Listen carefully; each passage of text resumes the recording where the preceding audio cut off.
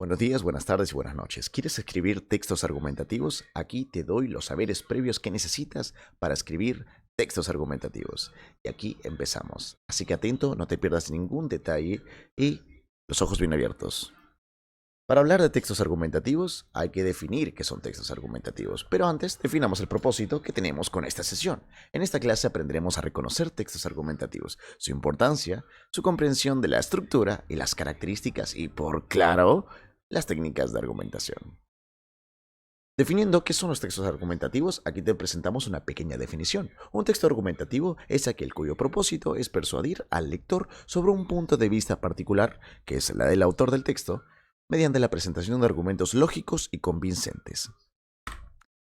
Hay tipología del texto argumentativo. Tenemos dos, mediante la inclinación y el desarrollo de los argumentos, o por otra parte, tenemos aquellos que se amparan enteramente en dar ejemplos para convencer al lector.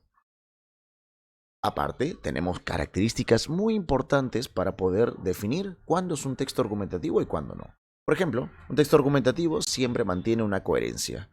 Una coherencia donde los argumentos deben estar conectados de manera lógica. Por otra parte, siempre se debe mantener una cohesión en donde siempre se debe resaltar el uso de conectores y recursos lingüísticos para mantener la fluidez en el texto y así no se pierda lo que se está leyendo. Por otra parte, también tenemos la precisión, donde vamos a estar verificando si es que los términos están claros y específicos y no están dando vueltas o están redundando a cada momento. Por otra parte, también tenemos la consistencia, en donde se va a analizar si se mantiene una postura a lo largo del texto y es que el autor del texto no está cambiando a una postura y la otra. Esto se puede ver en este punto. Y por último, la convicción. En la convicción se puede verificar si es que el autor está convencido de sus ideas y las está expresando de manera clara y firme. ¿Qué más tenemos? Tenemos técnicas de argumentación y quiero que prestes mucha atención aquí. Por una parte tenemos el argumento lógico, que es basado en evidencias y razón. Simple. Por otra parte tenemos la argumentación emocional, la que apela a las emociones del que está leyendo, quizás alguna anécdota que le pasó, quizás algo que vivió. Por otra parte tenemos el argumento de autoridad, cuando eres una importante institución o eres un importante experto que realizó algún estudio, trates de darte una autoridad para poder emitir una opinión y así poder tener razón. No se van a olvidar que los textos de este tipo tienen como única finalidad persuadir al que lo está leyendo. Tenemos finalmente la última técnica de persuasión, que es el argumento anecdótico. Cuando recurres a anécdotas, recurres a experiencias para poder ilustrar tu argumento hacia tu lector. ¿Qué más tenemos? Tenemos los elementos clásicos para poder reconocer un texto argumentativo. Por una parte, el tema, saber de qué trata el tema. Otra parte, la postura, cuál es la postura que afirma el autor en el texto. Y por último, los argumentos.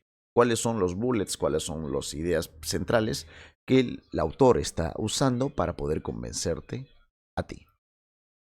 Vamos a reconocer cuáles son las partes del texto. Me imagino que esto ya lo habrán visto en algún punto en su colegio, pero aquí lo vas a ver a un diferente nivel, donde sabemos que se divide en tres partes clásicas: la introducción, el desarrollo y la conclusión. En la introducción tienes la siguiente parte: presenta el tema de manera breve, exponiendo las ideas principales, y se pueden utilizar preguntas para despertar la curiosidad. ¿Por qué? Porque esta es la primera conexión que el lector está teniendo con el texto, con tu punto de vista. Por otra parte tenemos el desarrollo, donde presentamos y desarrollamos argumentos para defender nuestra idea principal. Vamos a estar analizando uno a uno cuál es la lógica o si estos argumentos van teniendo peso y si me van convenciendo. Por último, tenemos la conclusión, donde se hace un resumen breve o una review de todos los argumentos que has presentado y poder así saber si en verdad nos convenció o no nos convenció. ¿Qué más tenemos? Tenemos aquí un ejemplo donde vamos a poder visualizar un texto argumentativo.